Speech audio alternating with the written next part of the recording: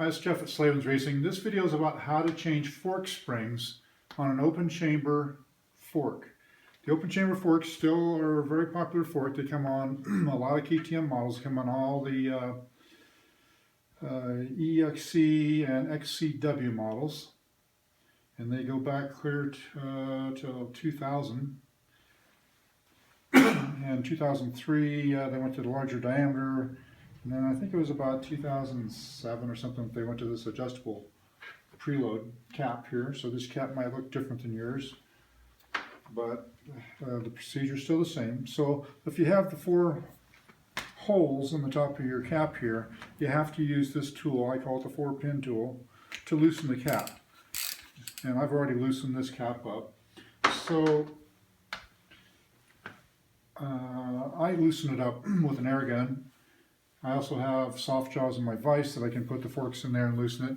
But if you don't have either one of those things, you can loosen the top pinch bolts on your triple clamps and then use the bottom triple clamps to hold the fork while you loosen this.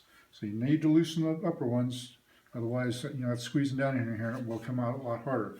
Now, a lot of guys like to change fork springs on the bike. I absolutely hate that method. I think it's very awkward to do. It's a royal pain in the butt. And I think it's much simpler to just pull the forks off the bike. You can remove the forks from a bike in 5 minutes or less, actually, probably 2 minutes. And then you've got something here that's easy to work on. Instead of having the handlebars laying up on your front fender and then they flop over and they scratch things up and everything's in your way. It's just an awkward position. I do not recommend that method, but if that's what you want to do, go for it. So I've already loosened up the cap, and you got to have that 4-pin tool. What a lot of guys want to do is put a socket or a wrench on this center adjuster. Well, what that does is it adjusts it all the way out, and then it jams it into the outer part of the cap. And if you do that, there's a pretty good chance you'll never get it to unjam. I mean, they will lock together like nobody's business, and either that or sometimes they'll even destroy the threads on the adjuster, and then you got to buy a new cap. I highly recommend you do not take the cap out by using this 24mm place here. Alright, so unscrew the cap, then the spring is exposed. From there you need a 22mm wrench, and it's got to be kind of a thin one, fairly thin, not super thin. And this one I ground down many years ago. This tool has done thousands of these forks. And then you hold the top cap and you pull down on the spring. And when I pull down the spring, I kind of push it and kind of kink it against this inner spring guide here so that it doesn't want to just slide right back up. So I pull down, I kind of kink it, and I slip the tool in there. Then I can let go. From there,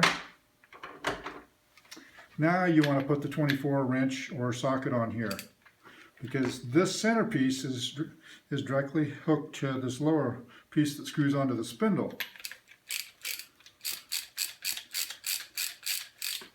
I had previously loosened that up.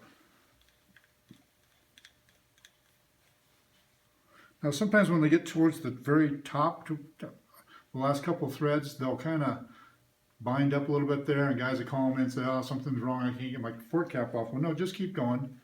They come off. So in here are the preload spacers. That looks like about a 3mm one. And this is the adjuster piece that moves up and down on these threads when you turn the nut here. So guys think I've got a 3mm spacer, preload spacer, so I've got 3mm of preload. That's totally incorrect. That would be a whole other video. Actually, I think I already have a video on that, on how to set preload. So from there, all you gotta do is pull this wrench out, pull the spring up, and then just let it hang here. If you're not planning on changing your fork oil, like if you have a fairly new bike or your forks were serviced not too long ago, then just let it hang here for a minute and let the oil drip down in there so that you don't change your oil level. So from there I'm just going to set that aside for just a minute. Now the next mistake guys make is they measure down to the oil from the top here, and they'll say, oh man, the factory really blew it on my oil level. It's way off from the factory spec. That's wrong again. There is no physical way that you can measure the fork oil level after the fork has been used. So in order to set the fork oil level, you got to start over, and I've got a separate video on that. But if you're not wanting to change your oil, then there's no need to reset it. And the reason I say that it's totally physically impossible for you to measure it correctly at this point is because oil gets trapped between the outer tube and the inner tube, the chrome tube. And you cannot measure how much is in there, how much is between the two. So setting the fork oil height, or checking the fork oil height, means absolutely nothing at this point. Do not waste your time. Whatever number you come up with is totally irrelevant. It's useless information. So from there, I would set this aside, and then I'd go over here, and I would measure the length of the spring.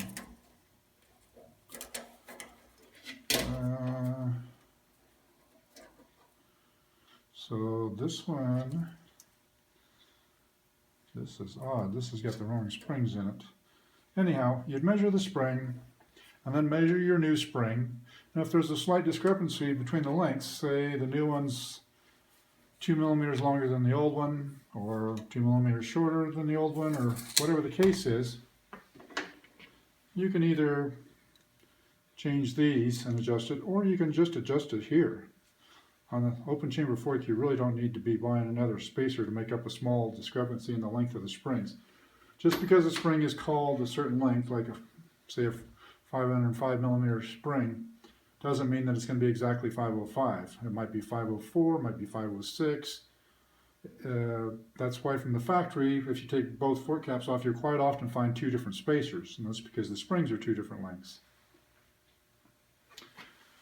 So, anyhow, hopefully you've purchased some high quality springs from Slavens Racing and you're ready to put this back together.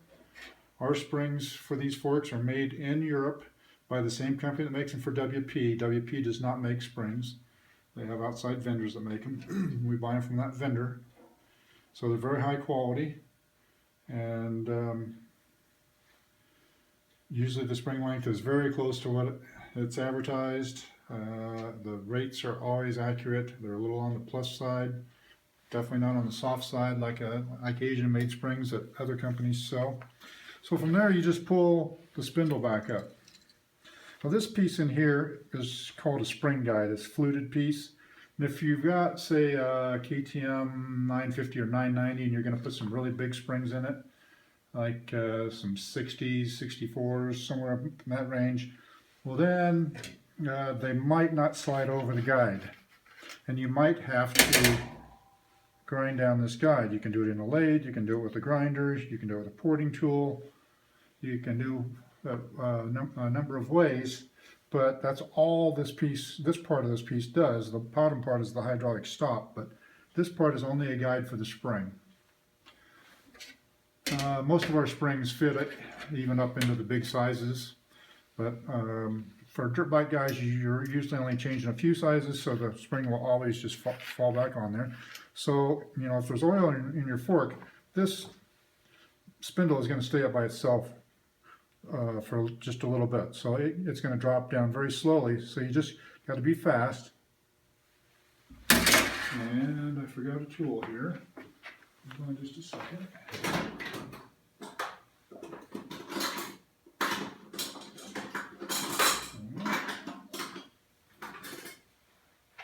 I don't know where the tool is, so I'm going to improvise here. So from there, get the spring down to your finger there, and then drop it down real quick and push over on the spring to kind of keep the spindle from dropping anymore. So you can see there, I can reach in and grab that with my fingers. If it's a really stiff spring, like a 60 or 64 or 69, well then you might want to grab one of those flutes and screw the spring down. But most of the time on dirt bike stuff, you can just do it this method. That is, so I'm going to pull up on the spindle while I pull down on the spring. And then I'm going to push over on the spring and kind of kink it a little so that I lock everything in place while I screw the cap on. So I can hold that like that for quite a while.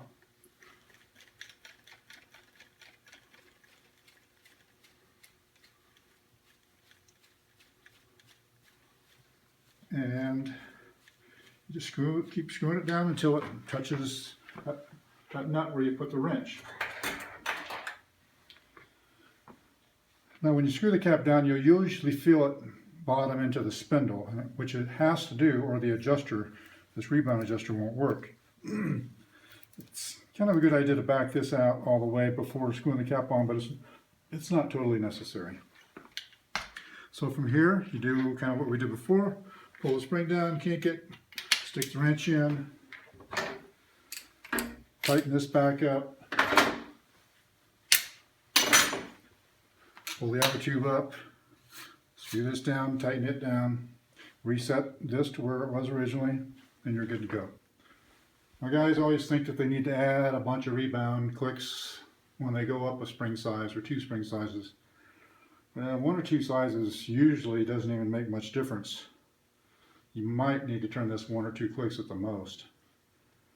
But they've got plenty of rebound valving in them. You can go a lot of sizes without making any changes to the internal valving. You can just do it right here. And that's really about all there is to it. From there you just check the action, make sure everything's working well. Sometimes you'll get a spring that doesn't set in there quite right, and it will be a little bit kinked, and it will make kind of a squeaking noise. This one doesn't do that, but sometimes they will. It's not a big deal. Just put it on the bike and ride it. It'll settle into its own position as soon as you hit a couple bumps. Or if you're super anal, you can kind of bounce it around and try to get it in position. I personally don't like to waste my life with anal stuff and worry about little insignificant details, so I just put them together. If it makes a little squeak, it's not a big deal, ride it. So I think that's about all there is on changing springs on an open chamber WP fork. That's all for now.